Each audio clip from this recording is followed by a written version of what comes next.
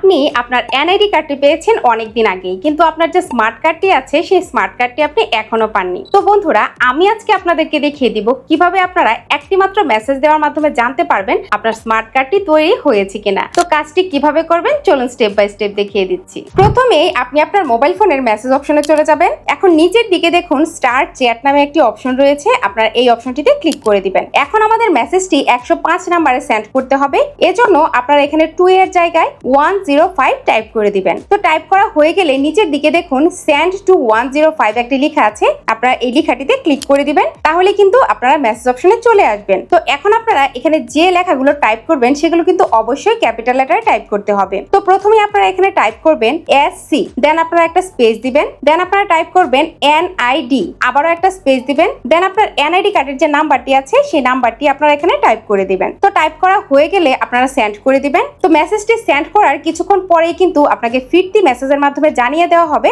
আপনার এনআইডি কার্ডটি তৈরি হয়েছে কিনা। আর যদি তৈরি হয়ে থাকে আপনাকে কার্ডটি কোথা থেকে সংগ্রহ করতে হবে সেটাও কিন্তু আপনাকে এখানে জানিয়ে দেওয়া হবে। ভিডিওটি অনেক বেশি ইন্টারেস্টিং এবং হেল্পফুল, তাই ভিডিওটি শেয়ার করে দিবেন এবং এরকম আরো হেল্পফুল এবং ইন্টারেস্টিং ভিডিও পাওয়ার জন্য অবশ্যই আমার পেজটির সাথে যুক্ত থাকবেন। ধন্যবাদ।